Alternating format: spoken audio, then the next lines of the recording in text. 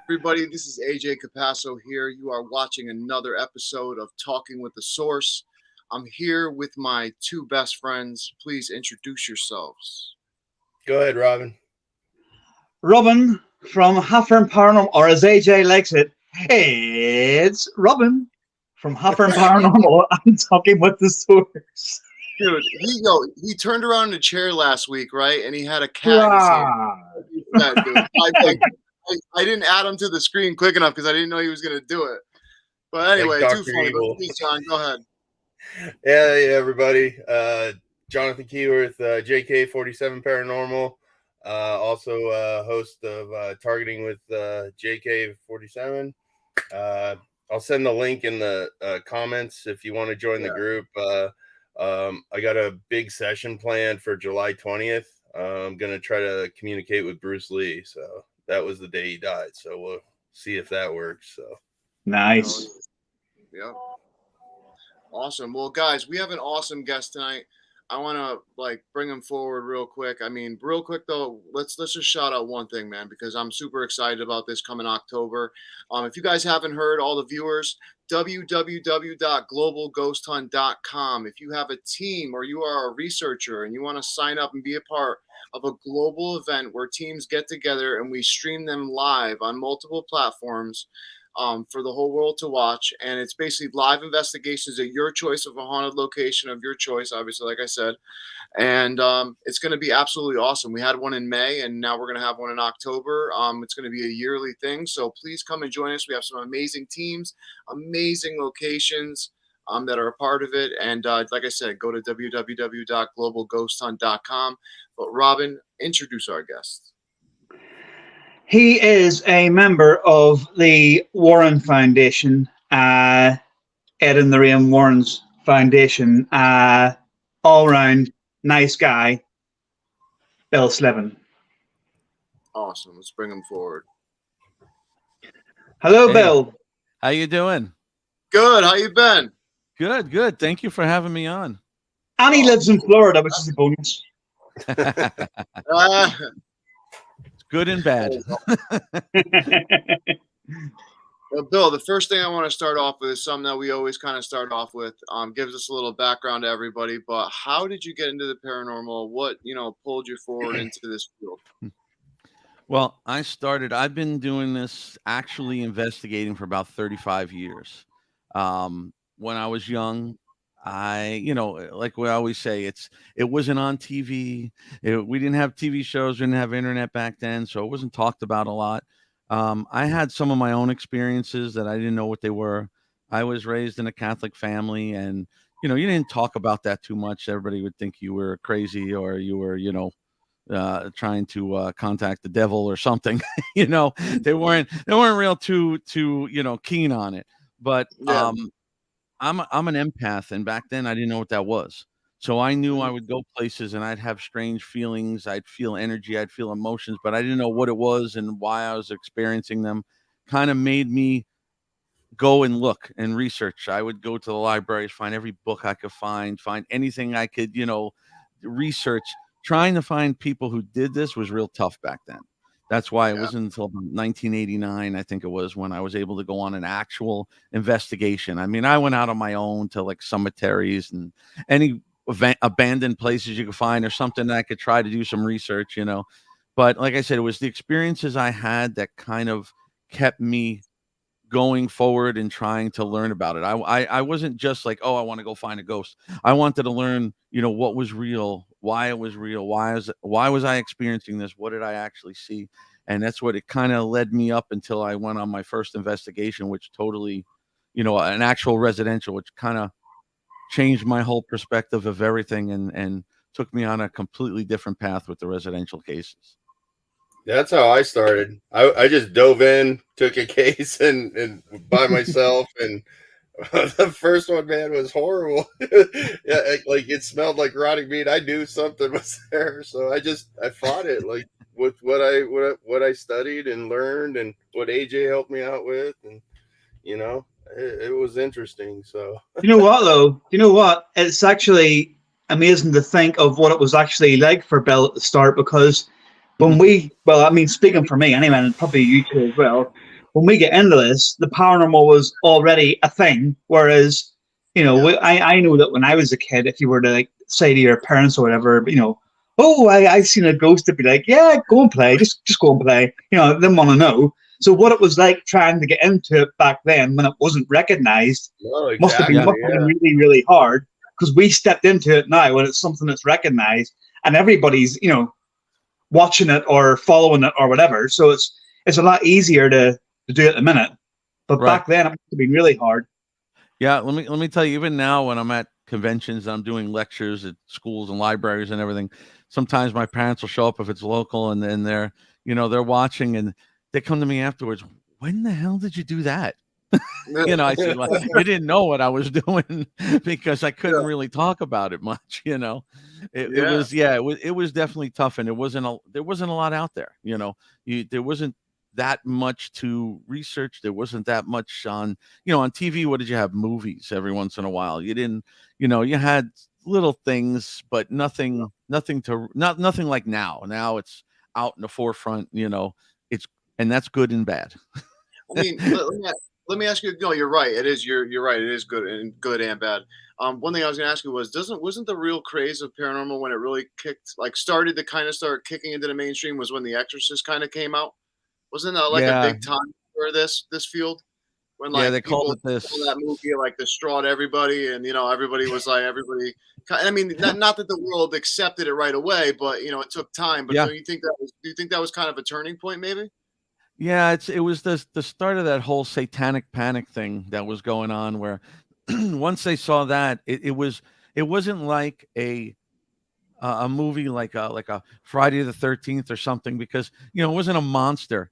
It was something that was very real, and I think it totally took people by surprise. And it's funny. I grew up on horror movies. I love horror movies. I was never scared of stuff when I was a kid. The only thing that ever scared me was The Exorcist.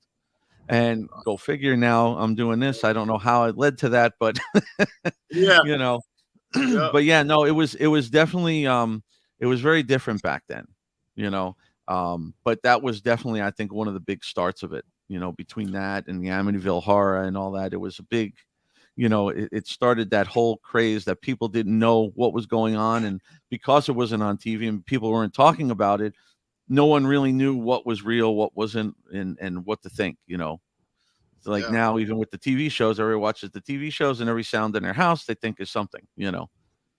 And everybody as well. A lot of them movies that you were talking about were all released roughly around the same time, within a couple of months or whatever of each other. So they all really started a craze in a way, really, didn't they? Yeah. The Exorcist was a big one because people went in, and I mean, they said there was people. That's my wife, by the way. There's people that were passing out in the theaters and were running out of the theater screaming, because even though if you watch it now, it's like, okay, that's not that bad. Yeah. But back then it wasn't about the effects and the stuff. It was about the subject matter of what was going on, and it was definitely very unknown back then. Yeah. No, absolutely. I mean, I feel like every horror movie that comes out, like, that beginning time when you first see it, like, it's new to you, especially if it's a new kind of way they, made it, a new perception on the whole, horror side. Then like, like say for like Saw, when that came out, it was a huge hit that they kept doing for years and ruined. And then other ones they kept doing and ruined, but you know what I mean? But what I wanted to ask you was, when did you form your team, and can you tell us a little bit about your team? Yeah, so I'm originally from New Jersey. So I had been on and off teams in New Jersey, and when I moved to Florida about 23 years ago, I kind of got tired of dealing with team drama. And just dealing with some people that really, not saying that I know everything, because I don't, but when you deal with people who are doing things that are putting people in harm's way, provoking, telling clients things they shouldn't be telling them, I had to get away from it. I think it was about 2013 or 14 I actually formed the team, got the name, started with a couple friends of mine here, and then they moved out of Florida, and I kind of regrouped. I was on my own for a little bit. I used to consult with other teams, and then about I think it was 2015, I started putting together some people, and I'm very particular. I handpick people, and people I don't take. It's not anything personal against them. It's just I just kind of go on my gut, because since we do so many residentials, I mean, I loved going out and doing public stuff and everything too. But since we do so many residentials, I got to take people into clients' homes, and I need teaching. I don't care if you have 1 day of experience or 30 years. I could teach you how to investigate, but I can't teach you how to be compassionate and knowing how, because we go in and we're very scientific, and we're I know a lot about psychiatric illness and addiction because I'm an IT director during the day, so I'm a technology expert, but for about 30 years now. But the last 10 years, I'm a IT director at a psychiatric drug and alcohol treatment facility. Oh, And wow. although I'm IT, I still interact with the patients, and I've been around the doctor, the psychiatrist who runs the place. I've been to all his lectures that he does and everything. I've learned a lot, and it helps me a lot in determining what is real, what isn't. And sometimes it can be both, but a Yeah. lot of times we deal with psychiatric illness and addiction and everything else you could think of, So I had to handpick the team little by little of people I thought that were a right fit, no matter how much experience I have in. I used to keep a very small team until about maybe a year ago, and I opened it up a bit. So we have about 15 people throughout Florida, in the Tampa area, West Palm, down by me in Broward, and also down in Miami.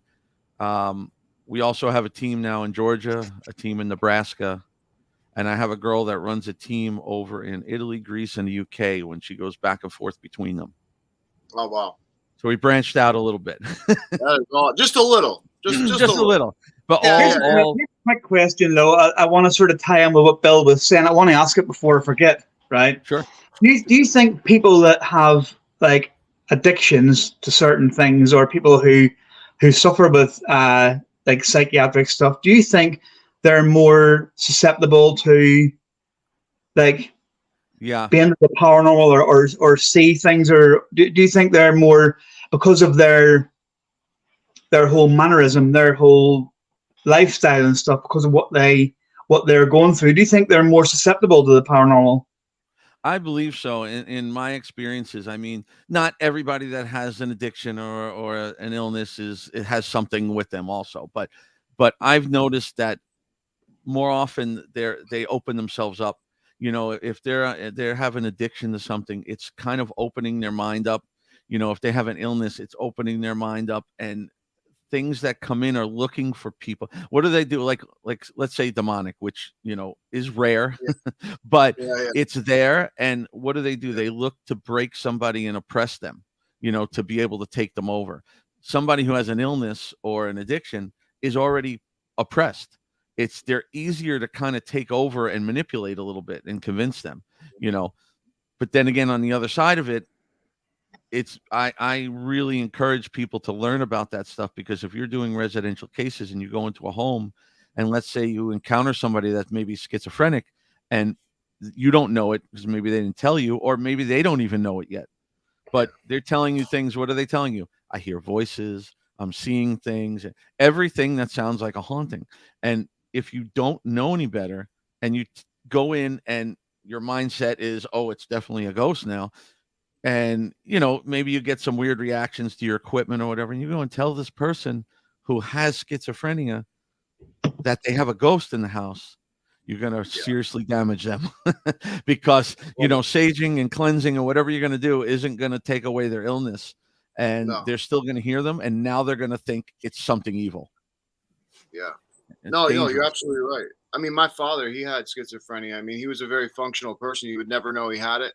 But we'd be sitting there at nighttime in his house, and like all of a sudden he would just turn to me like straight face, and he'd be like, "You don't see this dog sitting right next to me?" He's just wagging his tail, like, "You don't see him?" Like, and he's like, "Is it not there? Is it there a dog there?" I'm like, "Dad, we don't have a dog. You know that." He's like, "I know." He's like, "But I just want to know if this is my schizophrenia or what's going on." And then he would see guys.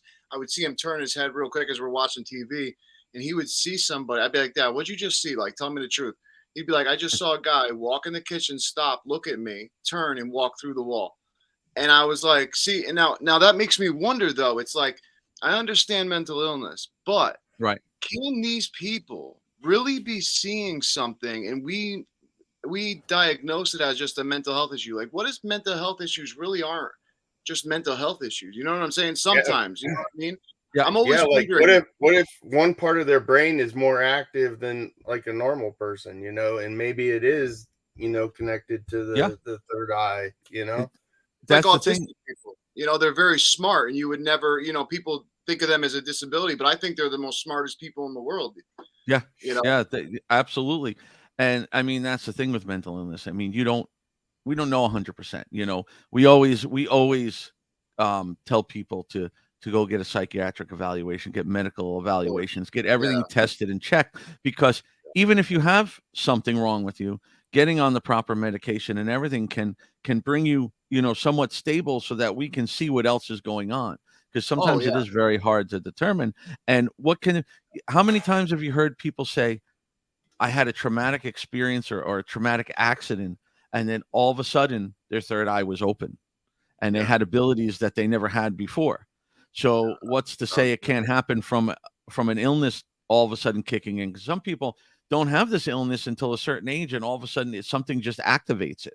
Yeah. You I know, was gonna say um, schizophrenia is based on trauma. So it's like just yeah, like you said, an accident, you know what I'm saying? So it's like you're absolutely right. And it just makes you wonder, you know, like I'm not, you know, saying or downgrading mental illness because I suffer from yeah, mental illness myself.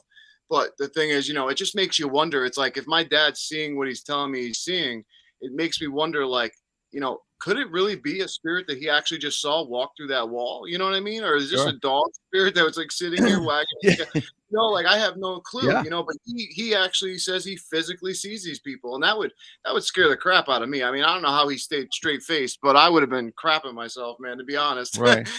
Someone in my house with Well, my door locked, you know? well, that's the thing. I mean, like again, I've been doing this 35 years, so I've encountered things. You know, I'm not a psychic. You know, I've never even attempted to open myself up like that. I don't know what would happen if I did. I have the empath abilities with certain things. Like I could feel energy, I could feel emotions. Um, yeah, I don't know. I mean, I've seen things that were crazy, but never really frightened me, except when, you know, I've studied demonology for a long time and I'm called into some cases and stuff. That stuff is frightening. That's a total different level, Yeah. you know, Dude, and it's let me frightening. know. I'll go, dude. I love taking that crap head on. But Well, that stuff is frightening. I mean, yeah. tell us, what was the most frightening one you saw? Like, what was the experience you had? Well, I'll give you an example. When we were talking before, and I said I was so excited, and it was 1989. Somebody I knew somebody, and they needed an extra guy. They were going on a residential case. It was the first time I'm ever going on a residential case. I was so thrilled to go and check this out. I didn't want to go on my own just because at that point I wanted somebody who had been doing it a little bit before me. Yeah, So you know, I don't yeah, want to go in and do something wrong. Um, and I went in with these guys, and you know, I'll do the short version. Really, it's all I knew is that they hadn't been to the house yet. They talked to the lady. She was frightened out of her mind. She was experiencing things flying around the house, and you know, she heard things, saw things, and you know, I was like you were saying up there. I was excited to go at first. yeah. We got there, we walked in the front door, and the three of us ran right back out of the house, like nauseous. We're on the front lawn. We didn't smell anything, but something Yeah. made us nauseous. So right away, though, my head was going to like, you know, is it gas? Is it carbon monoxide? Is something weird? Because I always try to go for natural causes first, Of course, eliminate yeah. them, then you know you're good. But we kind of gathered ourselves, went back in, and you know back then it was different. We didn't have all the equipment we had now. We had recorders, and they had like big shoulder cameras, and you Yeah. know, and we walked in the house, and we weren't even in there. I don't know, 5-10 minutes in the living room, about to start getting set up. Lights were off. All of a sudden, the guy next to me, he screamed through his camera, lens first to the floor. You know, we hit the lights, and he was like pulling at his shirt and going crazy, and he ripped his shirt off, and he had 3 scratch marks from his neck to his spine that were like razor blades. They were bleeding. He was completely freaking out, and like I tell people, I didn't know these people well. If it was nowadays, I would have never believed it, to be honest with you. I would have said, they're setting this up. They're looking for fame. They're trying to get Mm. something, get on YouTube. But this was 1989. This was Yeah. never talked about. No, This yeah. guy was fear out of his mind. I mean, he couldn't see what was going on. We got him to a mirror so he could see, and he totally freaked out. And it was later on learning about demonology that the stuff started adding up to me, because when they say, this is how many people you encounter say, oh, I woke up and I have scratches on me, but they look like, you scratched it with your fingernail by accident in the middle of the night, or your cat got you or something. These were like razor blades. And it wasn't until later on that I learned that when a demon attacks, they hit you with like a razor blade. The scratches are like razor blades. They're not like wide scratches. Mm. There was stuff that she was saying that she heard knocks 3 times, all kind of things like that I didn't know about back then. But Yeah. I will tell you this.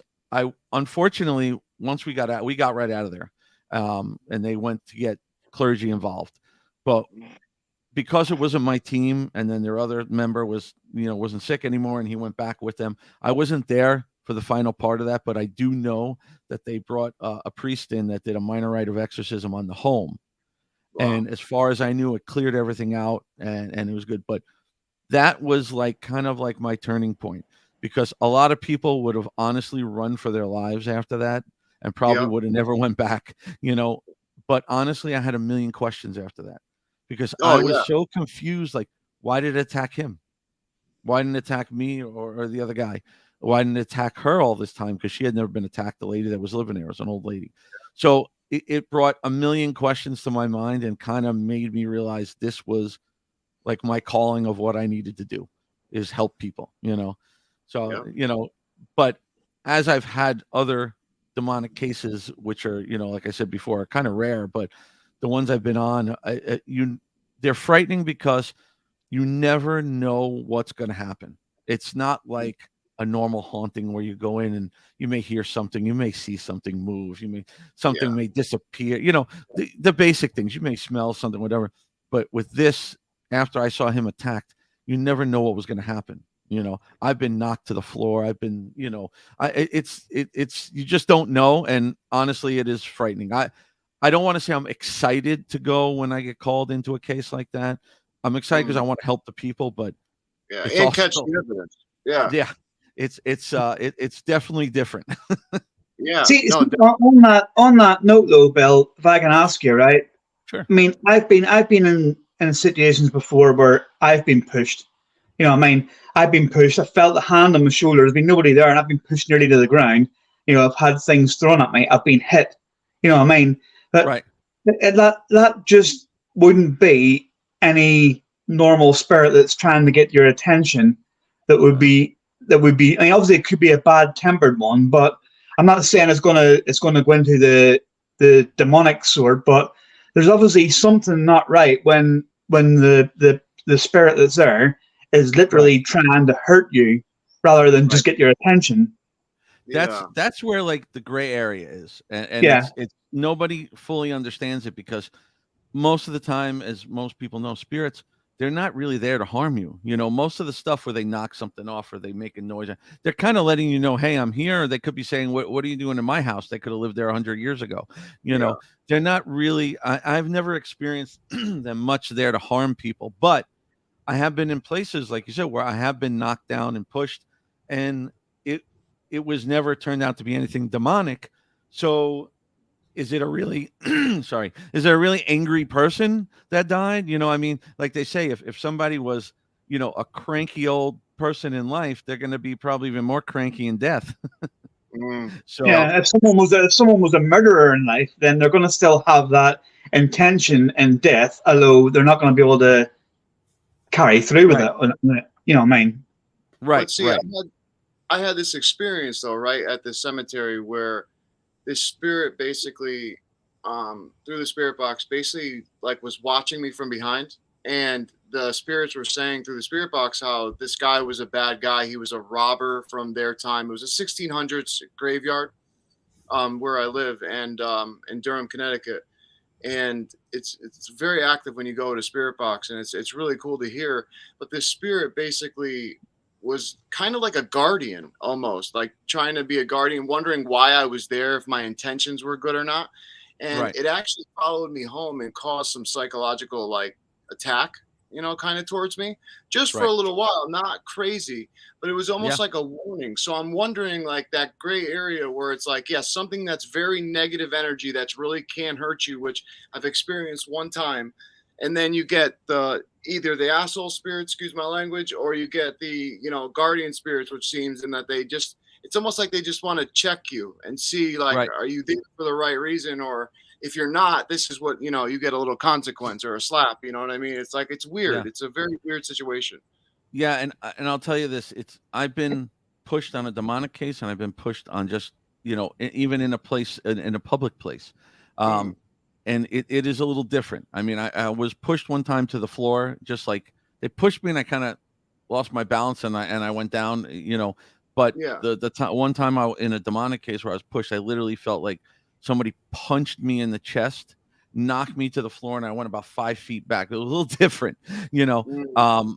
but yeah, there's that level of you don't understand what it is. I mean, I had an issue back in last October where, again, for me, I usually keep myself very protected and everything, but every once in a while something happens. Um, People always say attachments.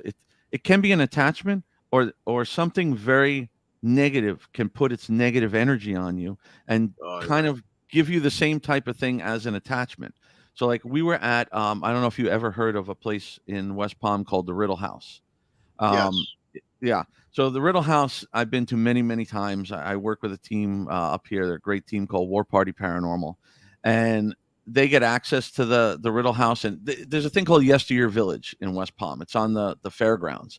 It's like I want to say maybe 15 houses that were placed there. They were the oldest houses in West Palm, and they all have like a history. One is like the old Bell South house. One is it's called the Pineapple House. And they were all kind of uprooted and put there as like museums, So you could go there during the day and tour them and whatever. But every once in a while, they do ghost tours at night through the Riddle House because Ghost Adventures were at the Riddle House and it became real popular. So Yeah. one of the cool things that I've experienced with War Party is they'll get private nights where they could bring their team in, and they ask me a lot to go with them. And I've been to the Riddle House many times. The attic is where the guy Joseph supposedly hung himself, and that was the whole story behind that. Yeah. The thing was, normally they don't have the attic open at all for anybody because there's a lot of storage up there, and it's a tight quarters, and it's too dangerous. It's a real steep stairway going up. So when I went there this one night, they were already up there. They had opened the attic for them, and they were all up there doing EVPs up in the attic. So I went up, I sat with them, and first we got one of the strangest EVPs I've ever heard, ever. Because they were asking a question. We're all using our recorders.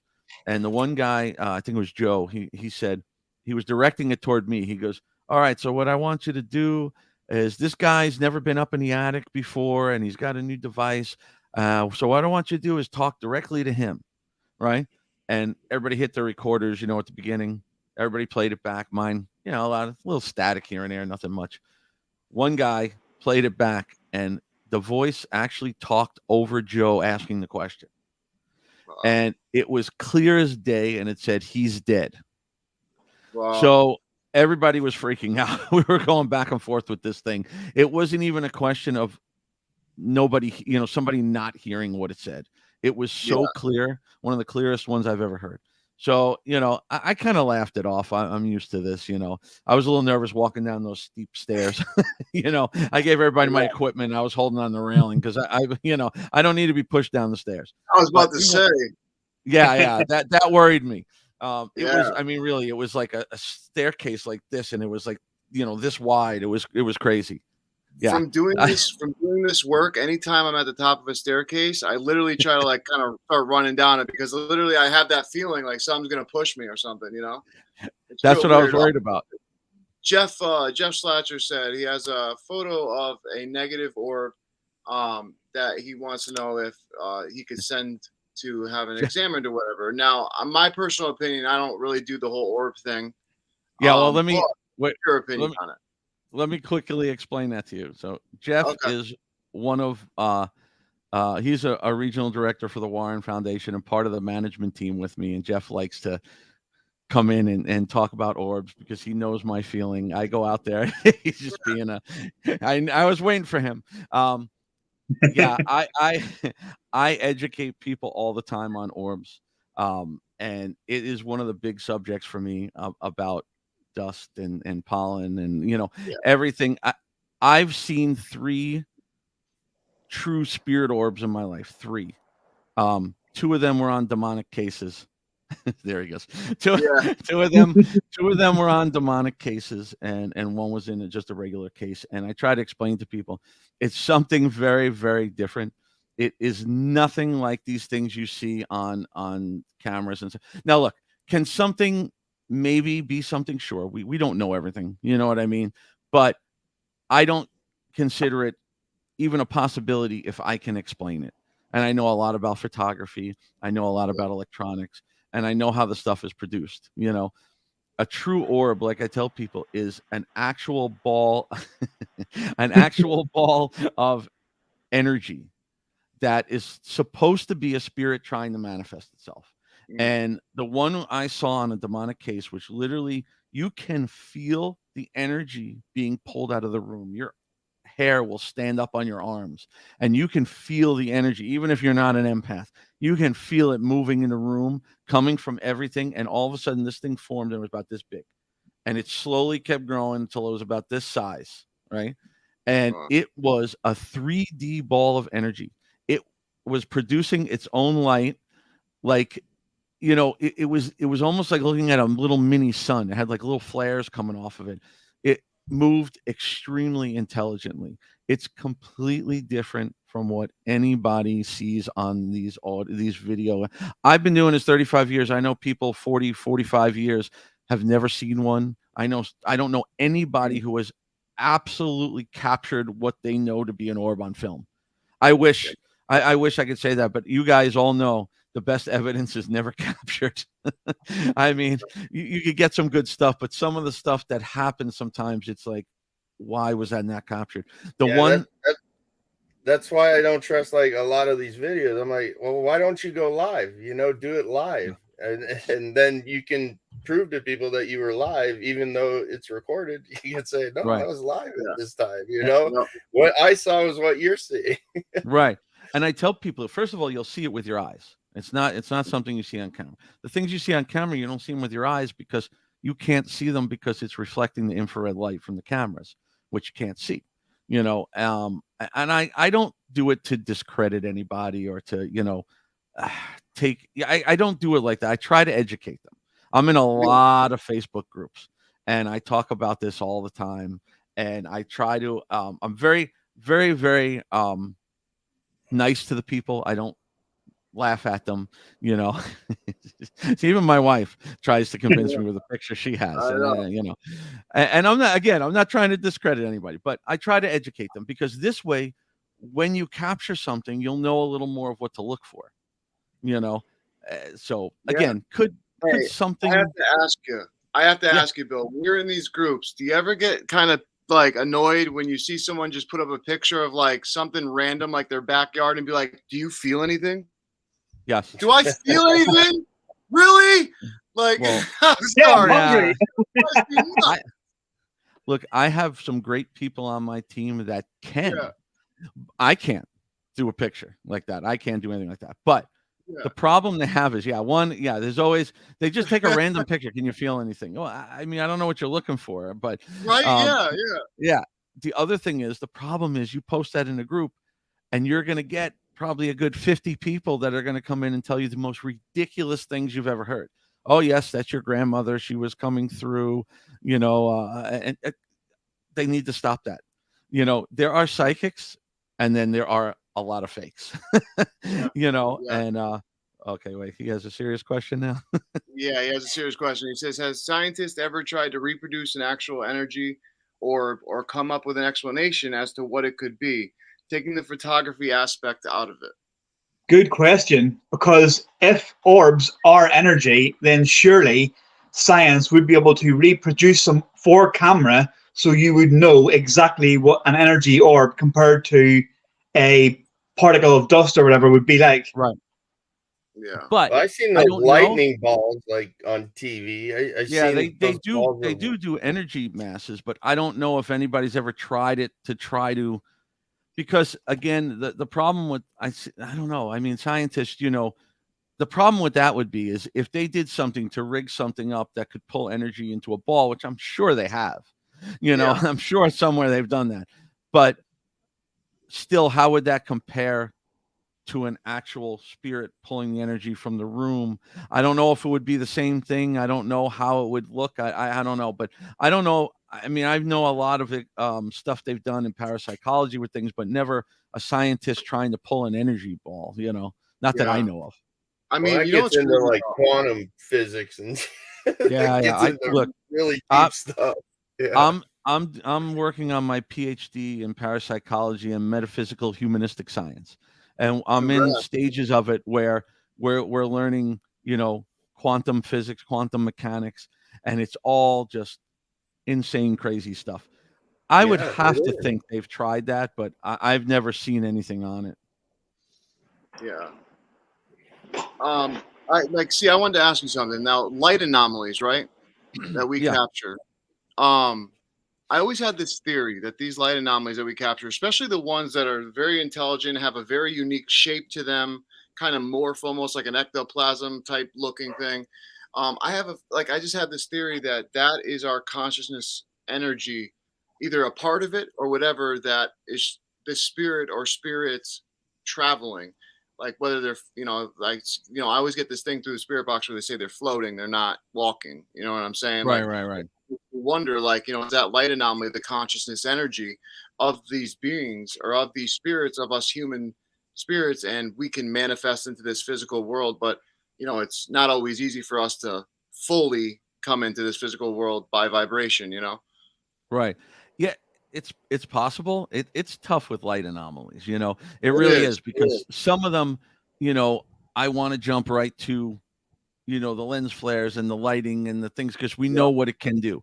But Yeah. when you see some things sometimes that really are hard to explain or hard to Yeah. say, okay, it came from this light source over here, or it was a shutter speed issue or something like that. You know what I mean? When you see something Yeah. that doesn't really fit all those, there's a million questions. Like you said, is it something like that? Is it something that our own energy is manifesting? Yeah. There's so many different things that it is hard to tell. See, that's what I'm saying, because I have like another thing is like, when we have deep thought, right? I always said that energy goes somewhere. We don't just stop and that energy just stops. That energy goes somewhere. So I'm wondering if that, Right. Like the law of attraction, like we really are, like quantum mechanics says, positive attracts positive, negative attracts negative. We literally are attracting whatever, whatever it is, positive or negative, into our reality by whatever, like by making that vibration so vibrate into our reality, however it does it, but manifesting into our reality. Right. And, Dude, and yeah. Oh, I'm sorry, Bill. no, go ahead. No, I was just gonna say, AJ, is like when the Suzanne Morpheus sessions that I did, where that light came down twice, and it's never done that since. It's never done it before. It was only when I was talking to her that happened. It was real weird. Yeah, that's the kind of stuff Bill was talking about. Like, you sometimes get these things that are just out there, right, Bill? Yeah, there's some that definitely is very, very hard to explain. I try every way possible, because I like to research, and I try to go against, go with everything I know and try to figure it out. But sometimes there's no way. I mean, energy, some people don't realize how energy is, I mean, in parapsychology, they did studies where they've actually done a lot of research that has shown a lot of poltergeist activity is caused by teenagers in the home, especially females. Their energy shift during puberty is so strong that it causes things to move in the house. I told you they were crazy. Oh, sorry. Hey, Jay, you haven't had puberty yet, though. Damn it. But with that, it's like a big negative energy, and then what happens at that point? The teenager starts fighting with the parents. The negative energy starts building in the house, and it makes it stronger and stronger. And there's so much out there about energy we don't know about. Absolutely. Yeah. Absolutely, totally. I mean, just studying that myself, like I love that kind of stuff, man. It's so great to hear you in the parapsychology stuff because I've been really Yeah. debating myself, like trying to get into that. But one thing I wanted to ask you is, you said before you were an empath. Now I'm an empath myself. I wasn't an empath until I had my near-death experience. That's when this whole paranormal journey started for me, like almost 10 years ago now. And Right. I was wondering, do you get affected by, say, people if you don't protect yourself, like energy wise? Like, can you walk into a room and feel someone's energy or feel the room's energy and stuff like that? Because I had this problem where I have to protect myself because someone's energy can really screw me up. Yeah, and this is one where my wife will probably chime in and yell at me. I probably in a regular day thing, I probably don't protect myself as much, as I should. That's where she yells at me all the time. She's not into the actual paranormal ghost hunting side of it. She's into Yeah. energy and feng shui and all that stuff, and she Yeah. knows she Yeah. works with energy healing and stuff, so she knows a lot about that. But, Yeah. but Which I think is as the far, basis of it, yeah, yeah, no, absolutely. And the thing is, since I had this from when I was so young, and I never realized what it was. Even when I was little, I'd go to like a family party, and I would get energy from the people, alive, also not just dead. And yeah, and I didn't know what it was. I would just all of a sudden feel like depressed, or I would kind of pick up their energy, and I didn't understand it till later on. Now, Yeah. I don't know. I mean, most of the time, I'm pretty good at just tuning it all out. I mean, look, I do lectures. Like we were at MegaCon this year. We had rooms full of Wow. like 500 people, and like a person normally will lose their mind in there who was an empath or a psychic or something. But I I don't know how, to be honest, but I tend to shut it off unless I'm trying to use it. But every once in a while, it kicks in. I mean, I Yep. had places even where something on TV, all of a sudden, I can feel the person's nerves where I'm Yeah. sweating Yeah. because of them, and sometimes it is, sometimes I can't stop it. And I could feel it in places. I have one thing, I don't want to say it on air. I could tell you guys later. I don't want to All say it right. on air just because I don't want to say anything bad about somebody specific. And it, Oh, it's it, it's it was an interesting experience. But yeah, it can. I feel people with that are empaths, they feel things differently a lot. Like I feel emotions and I feel energy. To me, it's more like a really heavy, um, kind of overwhelming, feeling where one of my teammates, she feels more of like an electrical shock, yeah. when she's feeling something. So everybody kind of feels things differently. I have But yours. I had the same thing as you, man. yeah, Same thing. heavy. You described Yeah. it to a T. Yeah, totally. Um, he said, "Jeff said you could pick up on me, Bill." Jeff is great. Yeah, yeah, I want Jeff's good. to ask you though, all these amazing Yeah. people that you work with the Warren Legacy Foundation or Paranormal Legacy Foundation. What is the full It's name? it's the Warrens is the Warren Legacy Foundation for Paranormal Research. That's the There full we name. go. We say There we go. Warren Legacy Long one. Foundation. Yeah, yeah. Okay. Warren Legacy Foundation. Now tell me, since you work with all these amazing people there, how has it been? What has it been like? Have you been on any type of investigations, worked with any of that type of stuff? What has it been like for you? Well, now I'll tell you with the Warrens, it's great because what this is we have about, I would say, around 100 members right now that are across the entire country. So it Chris Chris and Lorraine formed the foundation before she passed away, and it was to kind of carry on their Ed and Lorraine's legacy of helping people and kind of having, like, I don't want to say the best of the best. 'Cause I'm not, saying, "Oh, I'm the greatest," but it's more of people who are experienced and seasoned investigators in residential cases. We have people all over the world that have every type of ability and training that pretty much you ever would need. So when we're doing a case, we could contact any one of them to come in on it and help us with something that maybe I don't know about. Yeah. We same thing on my team. I have such a diverse group of people that we can contact somebody with any type of help. And working with them is great because when I get on something that maybe I don't understand, maybe it's more on the pagan side, or it's more of a generational curse, or something that I don't know a lot about, we can pull in people that know about that, you know. Now, as far as the cases with the Warrens, I have not personally gone out to a house. We do a lot of it on Zoom now. We do. Okay. We talk to them. We discuss what's going on. We have 4 or 5 members of the team on there. We go through everything with them. We try to help them help themselves, because that's important. Got to teach the people how to handle their own situation. If we go in and just cleanse the house and leave, next week is going to be right back there because they haven't learned how to change their lifestyle a little bit, you know. So we'll teach them everything from cleaning up your cluttered home to changing the energy vibrations in the home, you know, getting the negative energy out, cleansing, saging, you know, everything like that. We'll give them a lot of homework, basically. And we will, it's not like what you see on TV. We will, it is a very structured, you know, process with the Warrens, because we want to make sure everything's perfect. We will talk to them about psychiatric evaluations, mental, you know, checkups if it's necessary. Yeah. Nobody's going to jump at something and be like, we need to get the crew and equipment and run into their home for 2 days. It's only if it's necessary. You know, we have people that are specialists in every area. So it is a huge learning experience for everybody, even people that have been doing this as long as I have. You learn something every day from everybody on there, you know, and it's great to know. And it helps when you have to go to people's homes.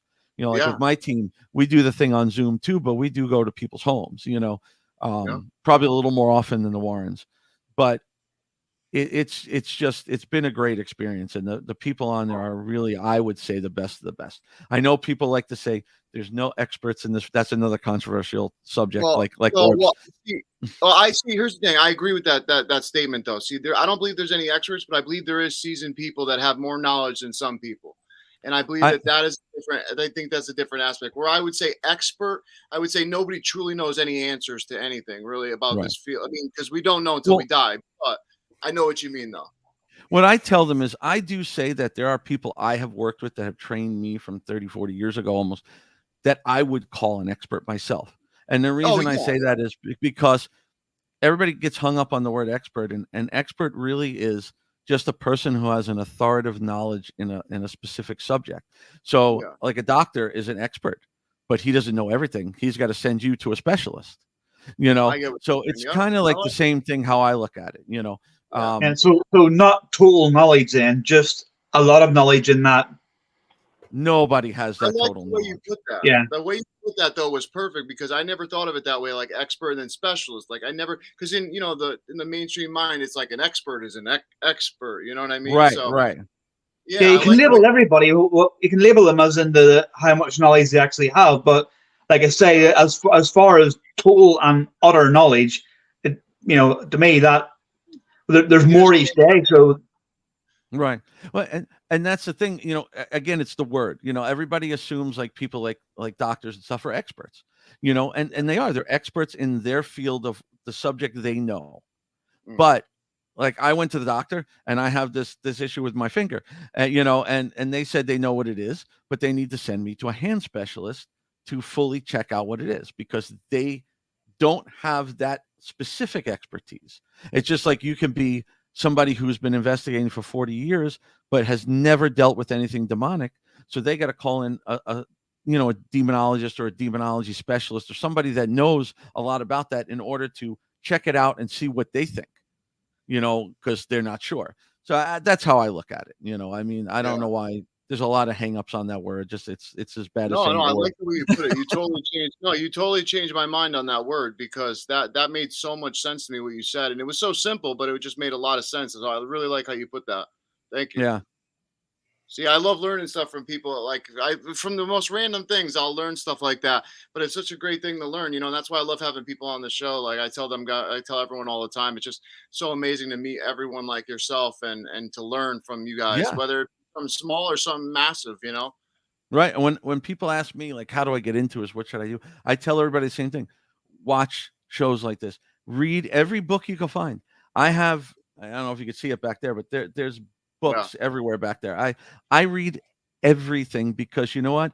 Even if the book is crap, to be honest, there will probably be one thing in there that you go, oh, I never thought of that.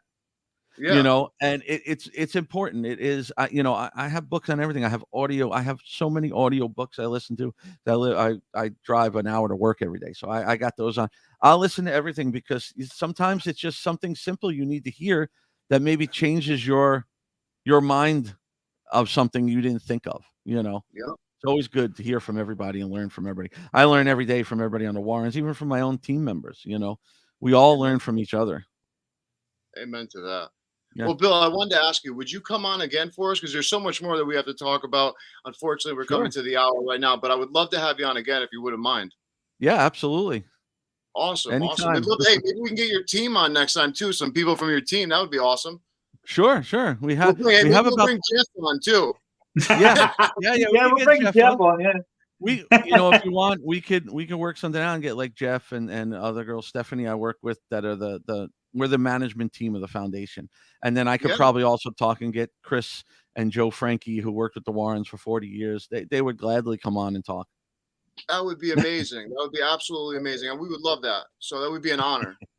Definitely. Hey, he goes, Jeff goes, you don't want that.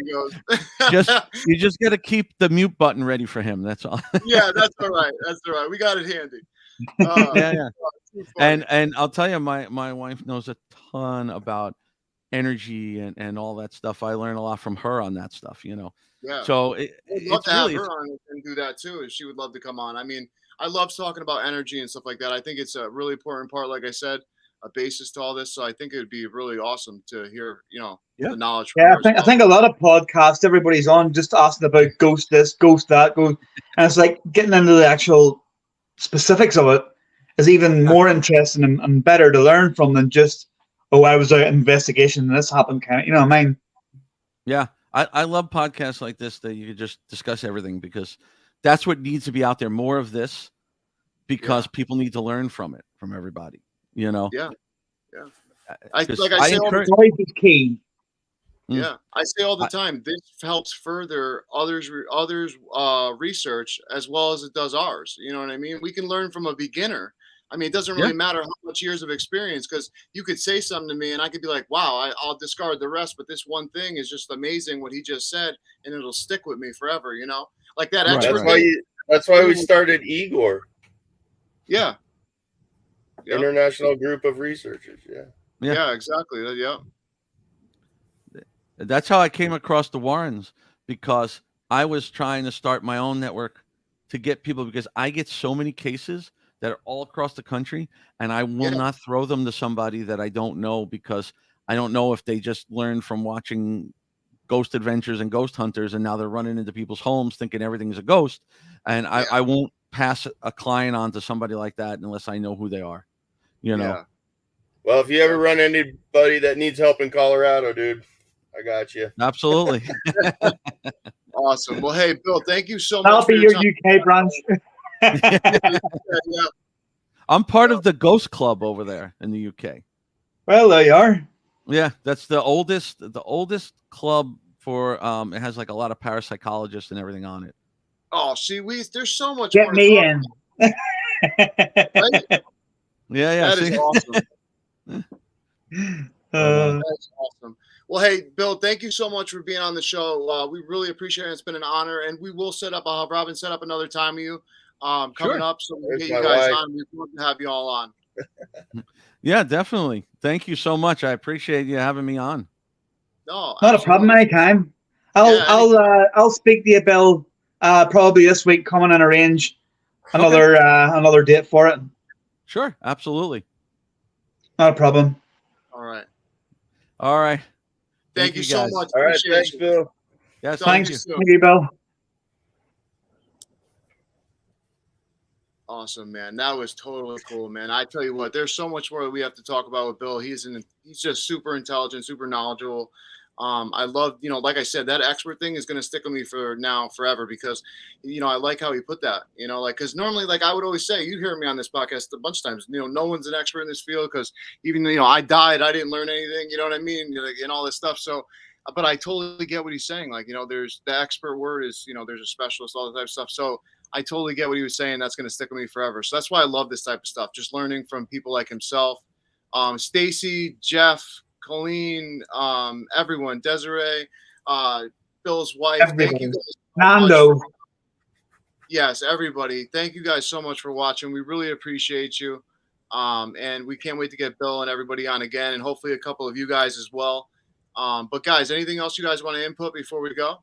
I just think that, like you were saying, nobody, that like in the medical field, you're not going to go to one person who's going to diagnose diseases, who's going to do head trauma, who's going to do hands, knees, feet.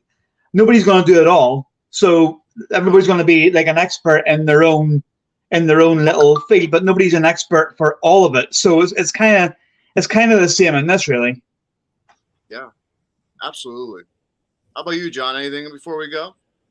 No, I just want to say it's good to be back, and thanks everybody for watching. Good to have John back again. The click. The only thing that's going to make this show stronger is your support. Share it with your friends. Tell them what a good job we're doing, and let them see for themselves. So we appreciate your support. Amen. And once again, we are happy. John is fully back. Talking with the Source is back to its original. It's awesome. Super happy to have my brother back. But seriously, go check out Targeting with JK47. John does amazing live sessions that gets some crazy spirit box replies that are absolutely awesome. Check it out on TikTok, where I do some shorts for him as well. But like I said, like John said, check out Talking with the Source on all social medias and podcast listening platforms. Thank you guys so much for watching. I'm AJ Capasso, host of Talking with the Source. Robin from Talking with the Source and Hopper Paranormal. Jonathan Keyworth, JK47 Paranormal. Over and out.